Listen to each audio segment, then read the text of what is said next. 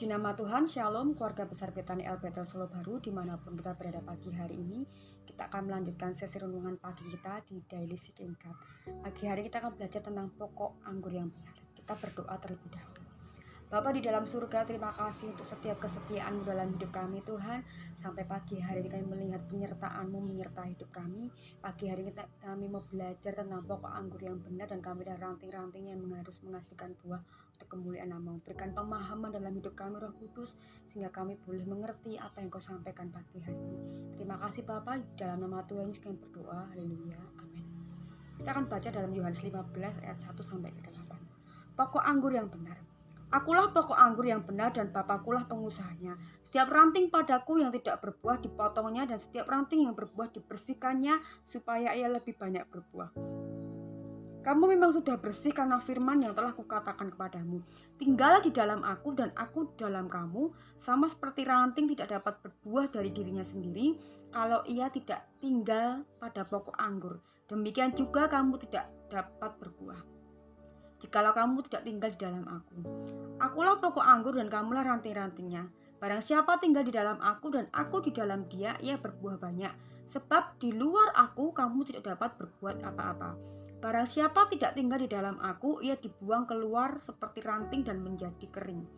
Demikian kemudian dikumpulkan orang dan dicampakkan ke dalam api lalu dibakar.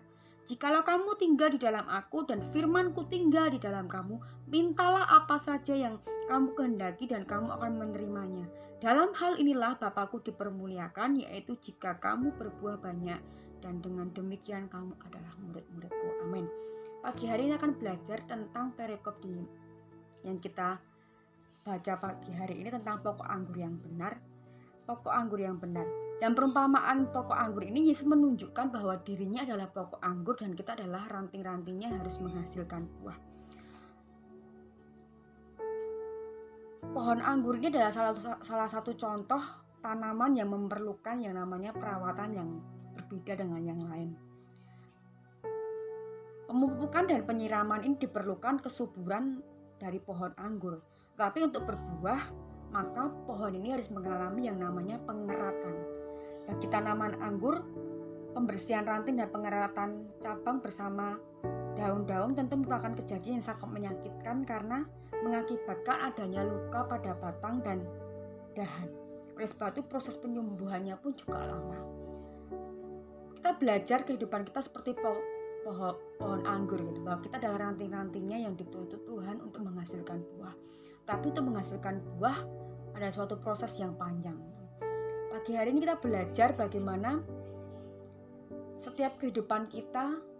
Yang pertama kita belajar tentang yang namanya prioritas. Di pasal 15 ayat 1-8 itu adalah ucapan Tuhan Yesus, karena di situ ada warna merah semua adalah percakapan ucapan Tuhan Yesus yang dia sampaikan, bahwa dia menyatakan dialah pokok anggur dan kita adalah ranting-rantingnya harus menghasilkan buah. Pagi hari kita belajar bagaimana yang pertama tentang prioritas. Kita memprioritaskan Tuhan sebagai pokok anggur kita, dan kita adalah ranting-rantingnya. Kalau kita menomorsatukan Tuhan, kalau kita sudah menempatkan Tuhan di prioritas yang pertama, prioritas dalam kehidupan kita, otomatis kehidupan kita akan berbuah. Apapun masalahnya, apapun hambatannya, kalau kita sudah menempatkan Tuhan sebagai prioritas yang pertama, otomatis kehidupan kita akan berbuah. Jadi belajar memiliki prioritas yang penting setiap hari itu adalah Tuhan Yesus. Tuhan Yesus menjadi prioritas utama, Tuhan Yesus menjadi pusat kehidupan kita. Otomatis kehidupan kita akan mengalami yang namanya berbuah. Yang kedua, dari ayat ini kita belajar tentang yang namanya proses. Untuk sebuah pohon anggur itu berbuah, pohon anggur itu harus dikerat, pohon itu harus dibersihkan, pohon itu harus dipotong, bahkan pohon itu harus yang namanya mengalami pembersihan. Dan untuk pembersihan itu bukan suatu hal yang mudah, karena akan menyakitkan bagi dahan, akan menyakitkan bagi pohon tersebut. Tetapi ketika sudah selesai dibersihkan, ketika sudah selesai dikerat, otomatis akan menghasilkan buah yang luar biasa. Jadi untuk menjadi orang yang berbuah, orang itu harus loyal dalam yang namanya proses. Tidak gampang untuk kita mengikut Tuhan tanpa proses. Baik-baik saja tanpa proses dalam kehidupan kita, tetapi mengikut Tuhan itu otomatis ada proses yang di sana yang harus kita nikmati, harus kita alami gitu.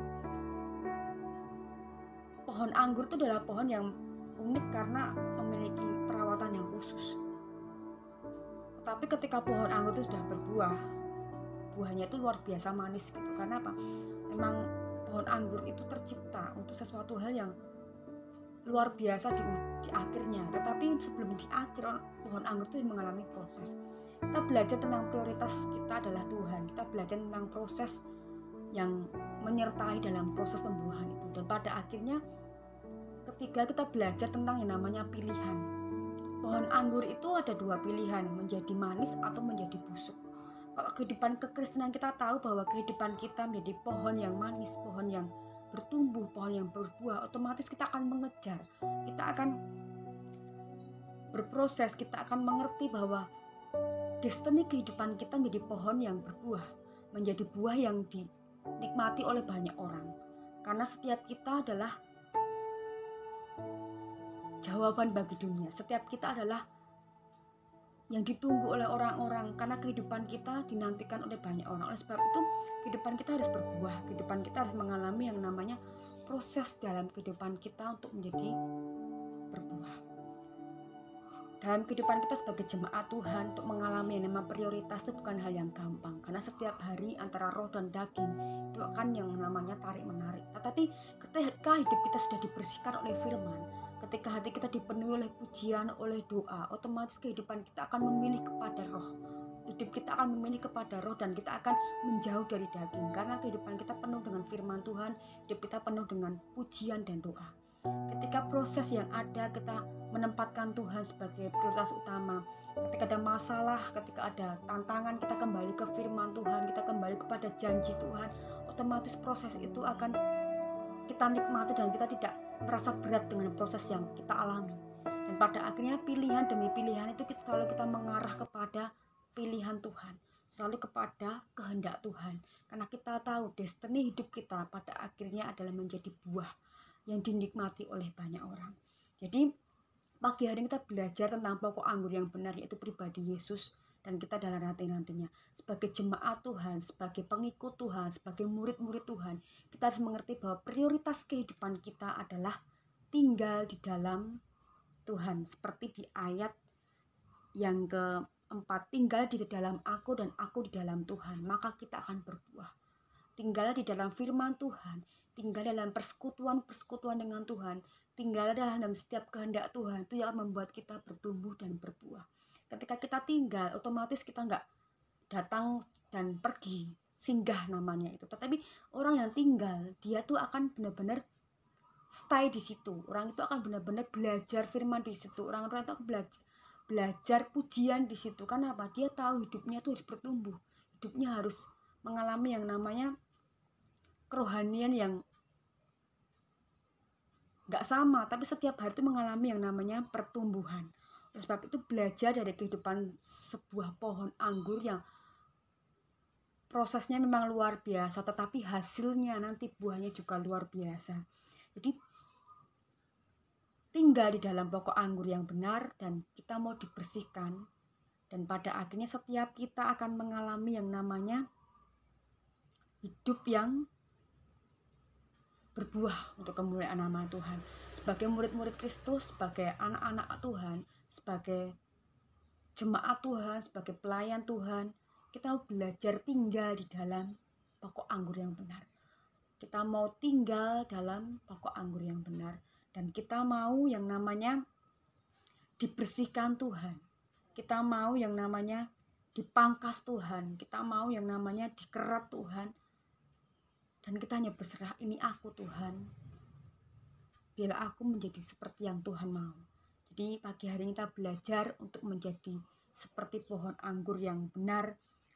Ketika kita tidak tinggal di dalam Tuhan, seperti ayat yang ke-6, kita tidak dapat berbuat apa-apa. Kita pasti menjadi pribadi yang lemah. Kita pasti menjadi pribadi yang sakit. Dan kita akan menjadi pribadi yang tidak menghasilkan kehidupan.